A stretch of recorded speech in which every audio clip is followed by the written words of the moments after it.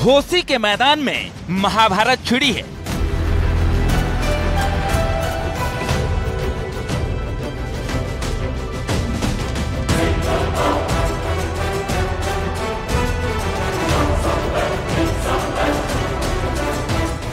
बागेश्वर में चुनावी शोर बुलंदियों पर है।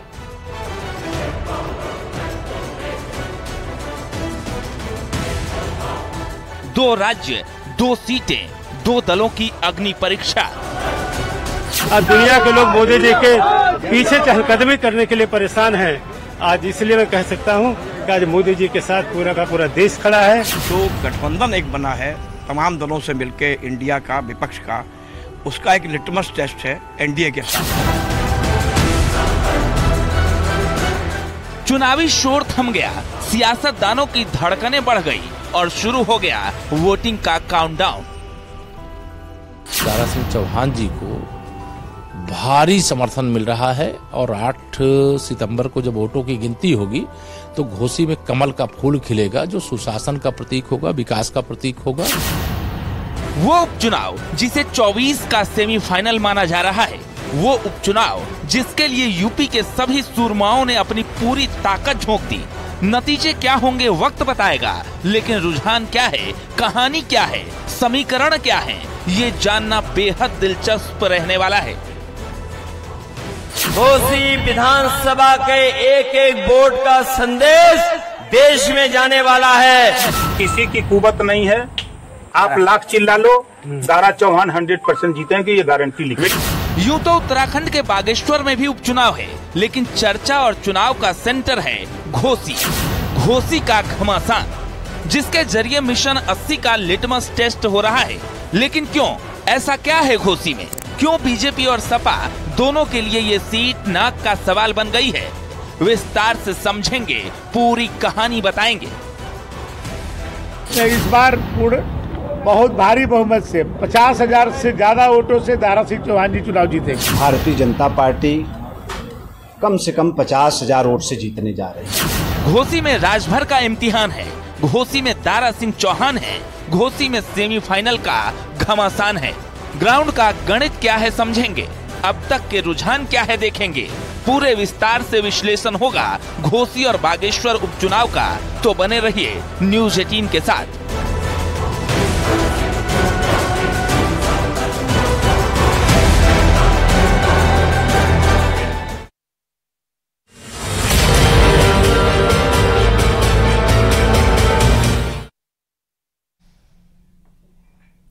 दो रात के बाद दो राज्यों की दो सीटों पर दो अलायंस का महा इम्तिहान होने वाला है।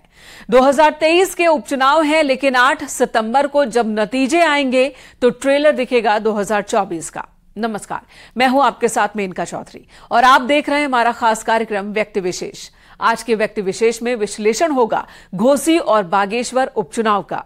दोनों ही सीटों पर आज चुनाव प्रचार थम चुका है। मतदाताओं ने मन बना लिया है कि वो वोट किसे करेंगे, लेकिन जनता का मत सामने आएगा 8 सितंबर को। उससे पहले हम आपको दोनों ही सीटों के समीकरण को समझाते हैं, बताएंगे आखिर क्यों घोसी सीट बीजेपी और सपा दोनों के लिए ही नाक का सवाल है, और कैसे विधानसभा सीट के नतीजे लोकसभा की 80 सीटों पर हार जीत के समीकरण को सेट करेंगे।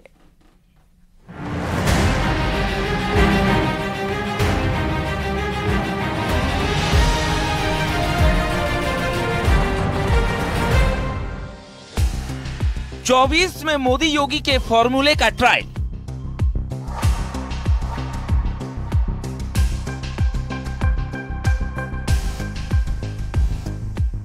मिशन 80 से पहले इंतजाम फुल एंड फाइनल। ट्रायल जारी है, मतदान की बारी है। घोसी में थमाशोर, जनता पर किसका कितना जोर, ये सवाल भी है, समीकरण भी और सियासत भी।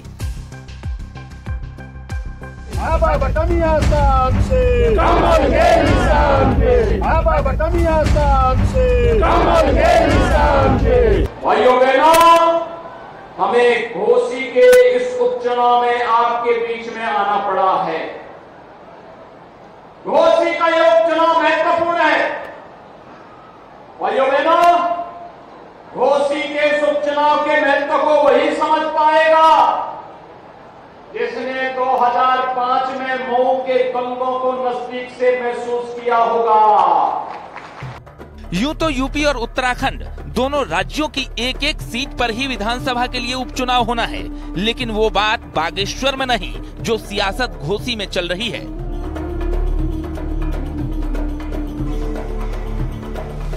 घोसी विधानसभा का उपचुनाव बीजेपी के लिए प्रतिष्ठा का सवाल है, तो सपा के लिए अपनी सीट बचाने की चुनौती।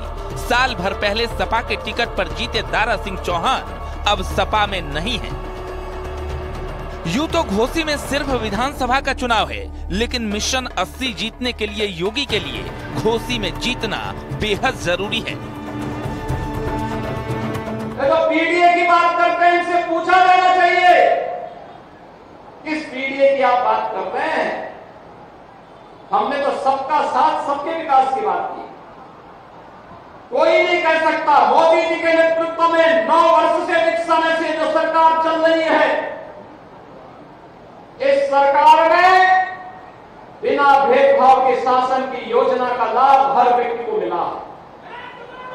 भाइयों बहनों, अगर मैं देश की बात न करूं, मैं पिछले 6 वर्ष के अंदर उत्तर प्रदेश की चर्चा करूं, 55 लाख गरीबों को हमने आवास उपलब्ध करवाया है। 55 लाख गरीबों को एक आवास।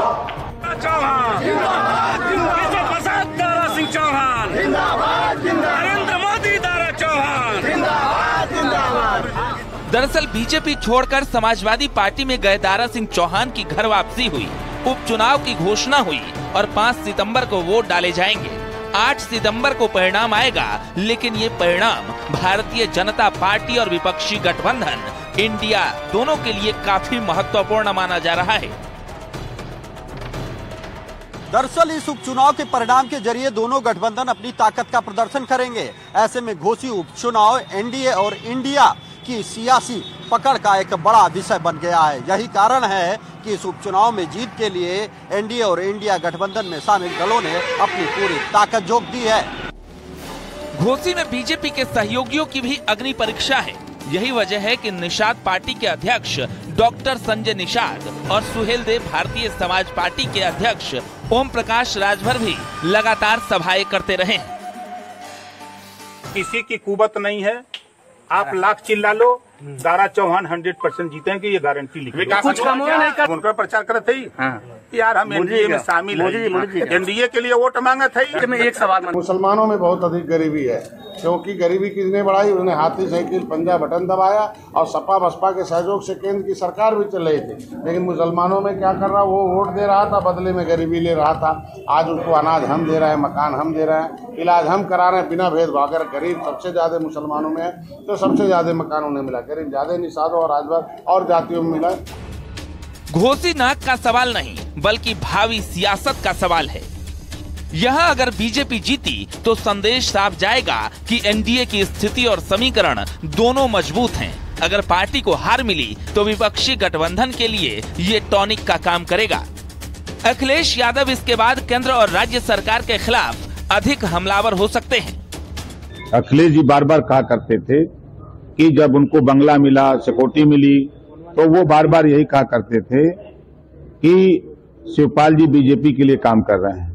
तो यहाँ भी शिवपाल जी, रामगोपाल जी आकर के और अखिलेश जी आकर के बीजेपी को जिताने का काम कर रहे हैं, वो अपने जीतने के लिए काम नहीं कर रहे हैं। अच्छा, कब तक आपके साथ वो आ जाएंगे? लोकसभा चुनाव के पहले वो बीजेपी ज्वाइन कर लेंगे। देख रहे, बड़ा मामला होगा जो आपके महाराष्ट्र में हुआ है, वो घटना यूपी में होने जा रही है। मैंने ये तय है कि उनको बीजेपी में आना, बता तो दिया, अंदर अंदर बतिया रहे हैं। ओम प्रकाश राजभर, जल्दी तो हम शपथ ले लें जो मैंने कहा है, हमारी चिंता न करें।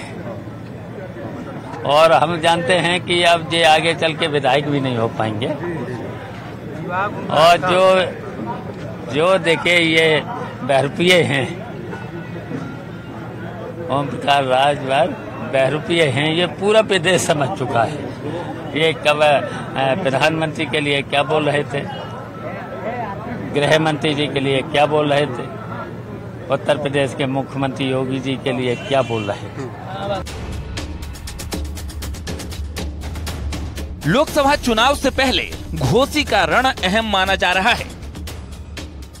पूर्वांचल में भारतीय जनता पार्टी ने दारा सिंह चौहान और ओम प्रकाश राजभर को अपने पाले में लाकर एक बड़ा राजनीतिक दांव खेल दिया है। ओम प्रकाश राजभर और दारा सिंह चौहान के जरिए पार्टी उम्मीद कर रही है कि ओबीसी वोट बैंक का बिखराव रोकने में सफलता मिलेगी। बीजेपी की रणनीति वोट बैंक को एक पाले में लाकर विनिंग कॉम्बिनेशन तैयार करने की है। घोसी विधानसभा उपचुनाव इस विनिंग कॉम्बिनेशन का लिटमस टेस्ट साबित हो सकता है। बीजेपी उम्मीदवार के पक्ष में ओम प्रकाश राजभर और संजय निषाद के चुनावी मैदान में उतारने का मतलब ये है कि एनडीए अपनी पूरी ताकत के साथ चुनाव लड़ रही है। ये जो माफिया सवाल लहराते थे, आज व्हील चेयर पर अपनी जान की भीख मांगते हुए दिखाई देते हैं। अब किसी गरीब का, किसी किसान का, किसी व्यापारी की जमीन पर कोई कब्जा करने का दुस्साहस नहीं कर सकता है, क्योंकि अगर कब्जा करेगा तो बुलडोजर भी तैयार बैठा है। कहा यह भी जा रहा है कि घोसी का रण ओम प्रकाश राजभर और संजय निषाद के बार्गेनिंग पावर को भी असर डालेगा। हालांकि इस क्षेत्र में दारा सिंह चौहान की भी अपनी अलग पकड़ मानी जाती है। यहाँ से वे सांसद भी रह चुके हैं। लेकिन सवाल उठता है कि अखिलेश के पीडीए समीकरण का क्या होगा। पीडीए मतलब पिछड़ा दलित अल्पसंख्यक। ये MY समीकरण यानी मुस्लिम यादव समीकरण से पूरी तरह अलग है। घोसी चुनाव अखिलेश के पीडीए समीकरण की भी अग्नि परीक्षा है। अखिलेश को इस उपचुनाव में कांग्रेस और राष्ट्रीय लोक दल का साथ मिल गया है, लेकिन बीएसपी का गेम से आउट होना किसका खेल बिगाड़ेगा, ये भी देखना दिलचस्प होगा। Bureau report, news 18।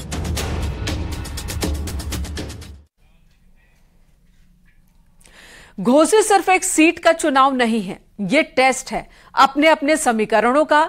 बीजेपी ने राजभर, दारा सिंह चौहान और निषाद के जरिए जिस ओबीसी वोट बैंक को बिखराव का समीकरण सेट किया, क्या वो 2024 में सफल रहेगा? उपचुनाव के नतीजों से साफ हो जाएगा। वहीं पसमानदा कार्ड कितना फायदेमंद है, इसका भी लिटमस टेस्ट किया जा रहा है। तो सपा पीडीए यानी कि पिछड़ा, दलित और अल्पसंख्यक समीकरण को टेस्ट कर रही है, लेकिन घोसी का सामाजिक ताना बाना काफी उलझा हुआ है। यहां ऊंट किस करवट बैठेगा, अनुमान लगाना जरा मुश्किल है। घोसी विधानसभा में वोट देने वाले लोग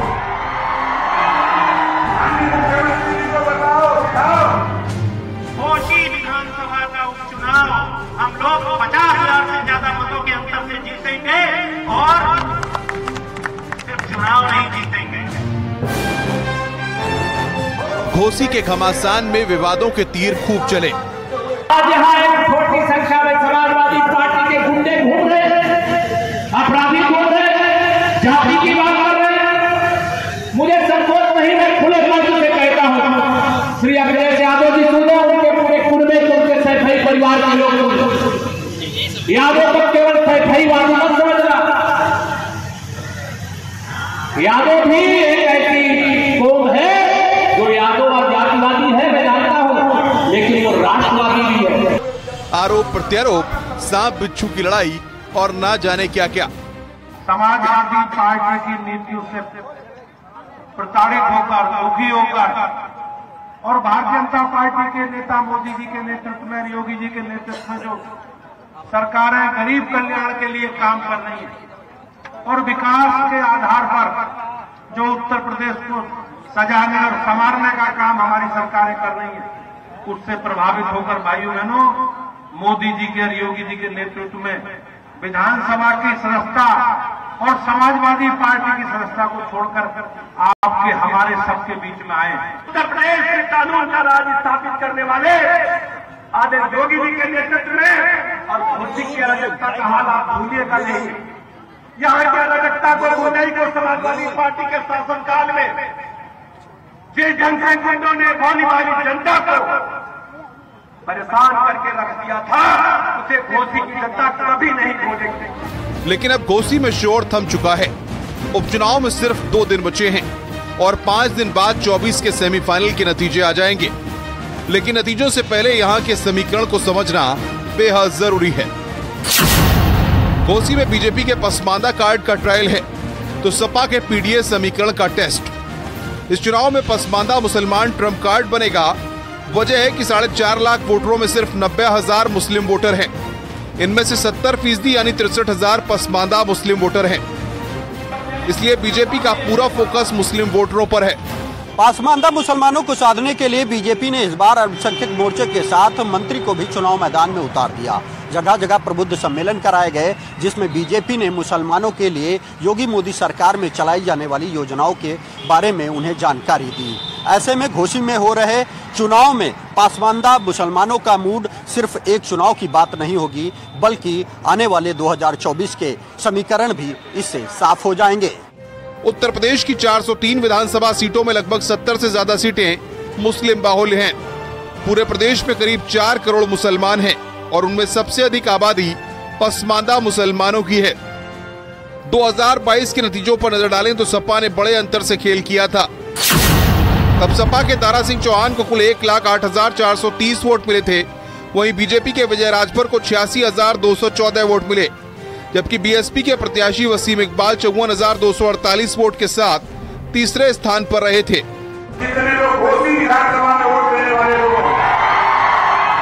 इस बार के समीकरण अलग हैं, क्योंकि ओपी राजभर के आने से राजभर मतदाताओं का साथ मिलेगा। दारा सिंह के आने से ओबीसी लोनिया चौहान वोटर्स जुड़ेंगे, जबकि संजय निषाद के निषाद वोटर्स भी साथ हैं। आज पूरा देश नहीं, पूरा दुनिया आज मोदी जी के नेतृत्व में भरोसा कर रहा है। आज दुनिया के लोग मोदी जी के पीछे चहलकदमी करने के लिए परेशान हैं। आज इसलिए मैं कह सकता हूं कि आज मोदी जी के साथ पूरा का पूरा देश खड़ा है। आने वाले 2024 से मोदी जी तीसरी बार इस देश के प्रधानमंत्री बनने जा रहे हैं। लेकिन घोसी का जातीय समीकरण इतना आसान नहीं है। घोसी में 4.25 लाख मतदाता हैं। इनमें मुस्लिम वोटर करीब 90,000 हैं, दलित 70,000, यादव 56,000, राजभर 52,000 और चौहान वोटर करीब 46,000 है। जातीय समीकरण के कारण ही समाजवादी पार्टी को जीत की उम्मीद है, लेकिन बीजेपी कैंडिडेट दारा सिंह चौहान की पूर्वांचल में पिछड़ी जाति में आने वाले लोनिया चौहान बिरादरी में अच्छी पकड़ है। वहीं सुभाषपा प्रमुख ओपी राजभर भी अब एनडीए का हिस्सा बन गए हैं। ऐसे में घोसी सीट पर दोनों ही पार्टियों में कांटे की टक्कर देखने को मिल सकती है। घोसी में जिस तरीके से वहाँ पे ओबीसी वर्ग है, राजभर का वोट बैंक है, मुस्लिम कम्युनिटी भी है, 60,000 लगभग दलित मतदाता हैं जो निर्णायक भूमिका में हैं। ये और खुद नोनाई चौहान जो जिससे दारा सिंह चौहान आते हैं, उनका अपना वोट बैंक है और एमवाई का फैक्टर भी है। और जो अभी समाजवादी पार्टी ने पीडीए का जो एक अलायंस बनाया, ये तीनों कितना खरा उतरेगा समाजवादी पार्टी के लिए, ये एक सबसे बड़ा सवाल है।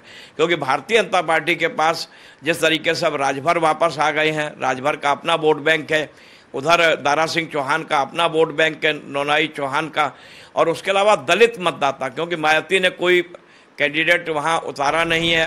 नतीजे जो भी रहे, लेकिन एक बात तो साफ है, इसका सीधा असर 2024 के लोकसभा चुनाव पर पड़ने वाला है। सिर्फ हार जीत के लिए नहीं, बल्कि छोटे दलों की बार्गेनिंग पर भी इस चुनाव के नतीजों का असर पड़ेगा। Bureau report, news 18।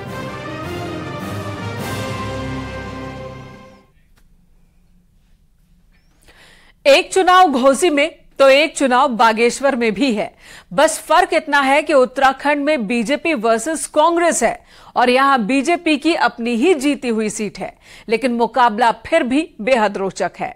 वजह है उपचुनाव से पहले सियासी जोड़ तोड़। बीजेपी ने उपचुनाव से ठीक पहले कई कांग्रेसियों को अपने पाले में कर लिया।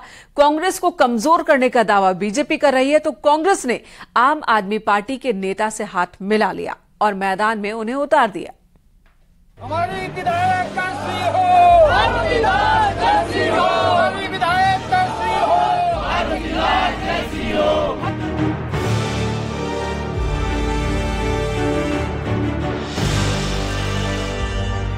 घोसी में धुरंधरों की लड़ाई है समीकरणों का लिटमस टेस्ट, तो पहाड़ की सियासत भी कम दिलचस्प नहीं। बागेश्वर यानी वो सीट जो बीजेपी के खाते में थी, लेकिन चंदन रामदास के आकस्मिक निधन से खाली हुई तो एक बार फिर सियासी माहौल गर्म हो गया। हम सबको इस चुनाव में जाना पड़ा। स्वर्गीय चंदन रामदास धर्मपत्नी, जिनको अपने कामों को आगे बढ़ाने के लिए भारतीय जनता पार्टी के शीर्ष नेतृत्व ने आप सबके मध्य भेजा है। उनके कामों को आगे बढ़ाने का जिम्मा पार्टी ने भी उनको दी है। ऐसी बहन पार्वती दास जी। बागेश्वर में होने वाले इस उपचुनाव के रण में राजनीतिक दलों ने अपने अपने सूरमाओं को मैदान में उतार दिया है। इसी के साथ सभी दल बागेश्वर उपचुनाव के रण को जीतने के लिए सियासी गुणा भाग में भी जुटे हैं। सबसे पहले बात यहाँ के संग्राम की करें तो बीजेपी से पार्वती दास मैदान में हैं, तो कांग्रेस ने मुकाबले में बसंत कुमार को उतारा है। सपा से भागवती प्रसाद मैदान में हैं, जबकि यूकेडी से अर्जुन देव ताल ठोक रहे हैं। लेकिन सवाल ये है कि इस सीट पर किसका समीकरण सेट होने वाला है, कौन यहाँ विजय पताका फहराएगा। बागेश्वर में प्रचार का शोर थम चुका है, लेकिन प्रचार के दौरान रोजगारी, महंगाई, अंकिता हत्याकांड जैसे तमाम मुद्दे खूब गूंजते रहे। सवाल ये है, क्या मुद्दों के सहारे चुनाव जीतने का सपना देखने वाली कांग्रेस बीजेपी के फेवर में पैदा हुई सिंपैथी की सुनामी को रोक पाएगी। जितने भी उपचुनाव हुए उसमें उन्होंने परिवार के व्यक्ति को सदस्य टिकट दिया, परिवार में भी पत्नी को टिकट दिया है। चाहे आप थराली ले लें, पिथौरागढ़ का ले लें, सल्ट में भाई को टिकट दिया और आज बागेश्वर में पत्नी को टिकट दिया। तो परिवारवाद की बात कहाँ करते, किससे सिखाते हैं ये। बागेश्वर बाबा बागनाथ की नगरी है। उत्तराखंड का बागेश्वर जिला बेहद महत्वपूर्ण है। ये शहर न केवल महत्वपूर्ण आंदोलनों की भूमि रहा है, बल्कि धार्मिक लिहाज से भी बागेश्वर का अपना अलग वजूद है। लिहाजा प्रदेश की सियासत में इस सीट की अहमियत बढ़ जाती है। बागेश्वर विधानसभा सीट के पिछले साल हुए विधानसभा चुनाव में बीजेपी ने बम्पर जीत हासिल की थी। 2022 में चंदन रामदास ने बीजेपी से जीत हासिल कर 32,211 वोट हासिल किए थे। कांग्रेस के रणजीत दास दूसरे स्थान पर रहे थे, उन्हें 20,070 वोट मिले थे, जबकि आम आदमी पार्टी से बसंत कुमार तीसरे नंबर पर रहे, उन्हें 16,109 वोट मिले। बीजेपी के चंदन रामदास बागेश्वर से जीतकर विधानसभा पहुंचे, जिसके बाद उन्हें धामी सरकार में कैबिनेट मंत्री बनाया गया। लेकिन हार्ट अटैक की वजह से उनका निधन हो गया, जिसकी वजह से बागेश्वर विधानसभा सीट खाली हो गई। अब इस सीट पर उपचुनाव हो रहा है। बीजेपी ने बागेश्वर उपचुनाव में चंदन रामदास की पत्नी पार्वती दास को टिकट दिया है। हमारी विधायक कैसी हो, पार्वती दास जैसी हो, हमारी विधायक कैसी हो, पार्वती दास जैसी हो। बीजेपी ने चंदन रामदास की पत्नी पर दांव लगाया है, तो कांग्रेस ने आम आदमी पार्टी से कांग्रेस में आए बसंत कुमार को उम्मीदवार बनाया है।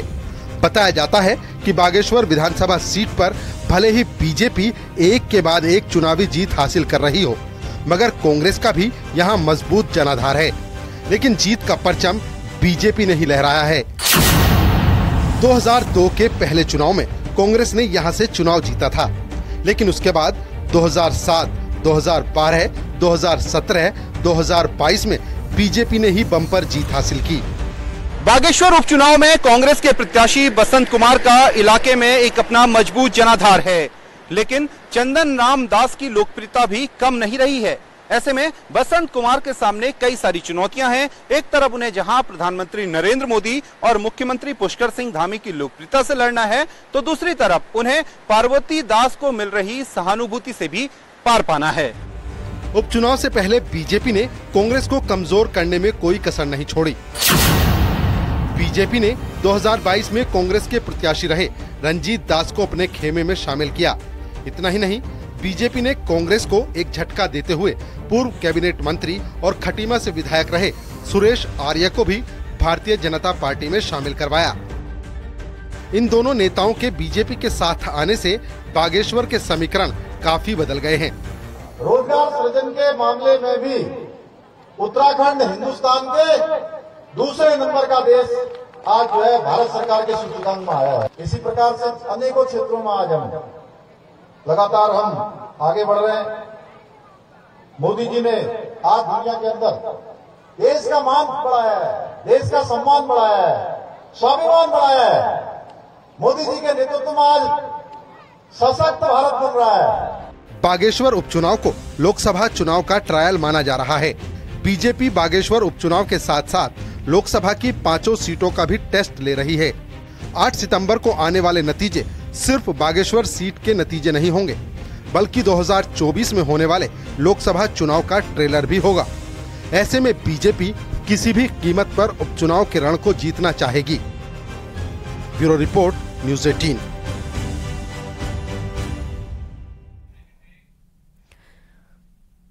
व्यक्ति विशेष में आज इतना ही। रुकेंगे एक ब्रेक के लिए। खबरों का सिलसिला न्यूज़ 18 पर जारी है।